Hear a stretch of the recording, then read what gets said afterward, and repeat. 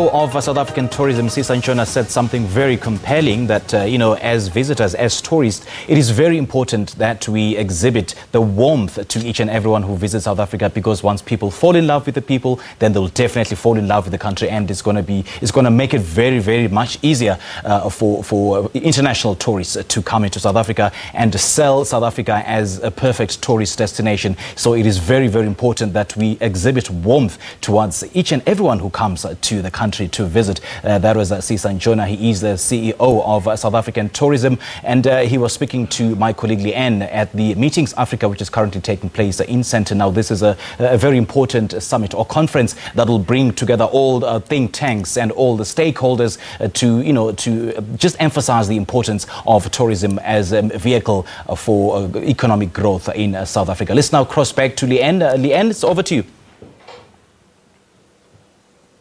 Superior, thank you very, very much. Yes, indeed, it is so important. And look, we've now walked over to Tanzania. That's where we are. And we were telling you during one of the interviews that, I think it was with the minister, that there's not only South African exhibitors that are here, you've also got some of our fellow African countries that are here showcasing what they have to offer. And Tanzania is one of them. So let me talk to the representative who's here, Dorris Parsons. She's from Tanzania and is the managing partner at Studiored Communications and Conference Agency. Good to have you in South Africa. Welcome. Thank you very much, Leanne. Yeah. Very happy to be here. It's not the first time. I know as a fact that Tanzania has been showcasing here. You've done this before. Yes, we've done it. This is the third year in Meetings Africa. Excellent. Always exciting, always a new experience. So, yeah. And is it always beneficial? I mean, do you find that you get a lot of business out of this? We do get a lot of business, a lot of leads. A lot of learning, that's the most important thing. You learn, you grow. So as we come here, we know that we kind of get the tools that enable us to grow our business, to make us more efficient and to make us more relevant in the industry. Yeah. And to be honest, I couldn't miss it for the world. Yeah. I think it is. You get a lot of people coming in, a lot of decision makers, and it's a great thing to showcase what you have.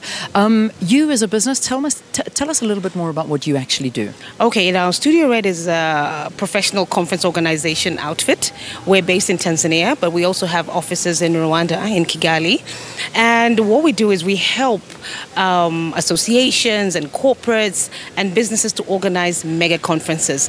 It's a lot of work. It takes a lot of hard work. It probably takes about a year, up to 2 years of organization. So we like to say that we help to take the stress out of the client. We take the stress on our shoulders so they can concentrate on what they have to do, and we just make it all happen. Yeah, I love the way you say that, because there is, I think one of the most stressful industries to be in is the eventing industry. I've never seen anything like it, but nonetheless, I take my hat off to all of you.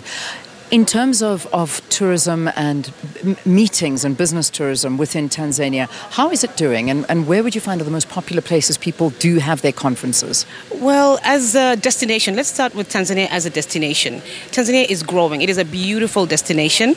I believe we have what it takes in terms of, attracting people to come and hold their meetings there, whether it's meetings, whether it's incentives, and whether it's leisure.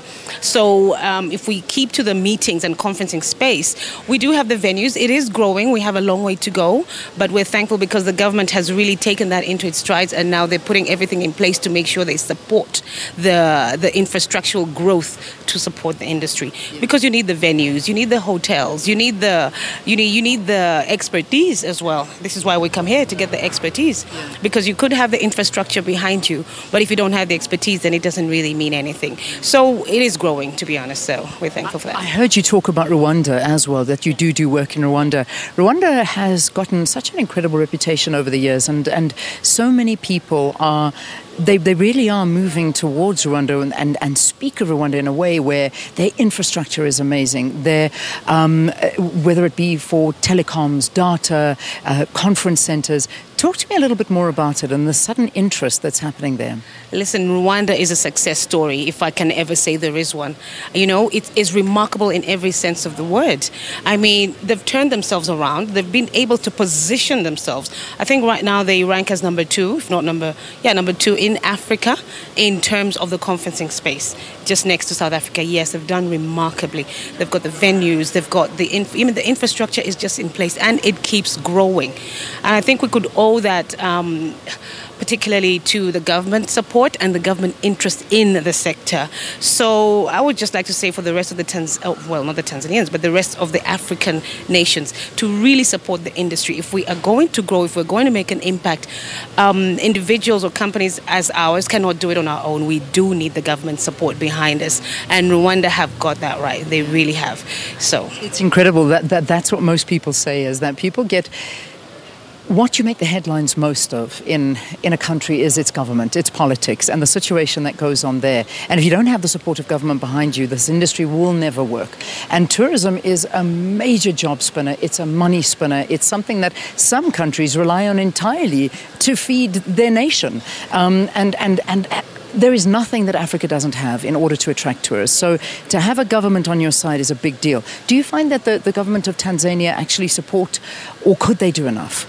I have to say that they're starting now. It's really good in terms of business tourism. You see, there's business tourism and then the leisure tourism. With leisure tourism, the government is spot on. They have been, and they're continuing to do the best that they can. Tanzania is still one of the top destinations in terms of leisure tourism. Now, for business tourism, I'm so happy to say that we're on our way to getting a convention bureau in place. Yes, and that will really, really help with business tourism. It will help position Tanzania as a viable destination for the meetings industry. And again, I mean, we need all the support we can get because, people choose a destination first before they can choose the service of an establishment such as ourselves. If they don't choose a destination, then we don't get to, showcase what we really can showcase. So I'm happy to say that, yes, we're definitely getting in there where Tanzania is concerned. The government has recognized it, and we're on our way of setting up our convention bureau. My final question to you in terms of small businesses, because when you look at these things, and this all looks very nice and fancy, but these are the companies that are able to afford to come and showcase here. What about small businesses? How do they develop? Because that's also the heart and soul of any conference, is getting to understand the people, its country, and to walk away with something that reminds you of the country. So small businesses in terms of what? Maybe I don't understand your question too well. Anything, whether it be just your service providers that will give you from your glasses to your beading to the people that are actually the heart and soul of the country that are also trying to make money out of this. I'm glad you asked that question because the smaller industries are all part of this industry as well. Now, in as much as, this beautiful setup that you see over here, we have all the other service providers who are pulling in their service to make all this happen. As you say, people who make the gifts that we give away when we come here, people who even provide the catering, they're all very much part of this industry. And what I like to say when I'm back home, even with our service providers, if they can ever come and attend any of this, they should, because they'll get their eyes open, they'll get the experience, they'll get to know how things are really being done in the global space, because you can't be too comfortable in your own local space.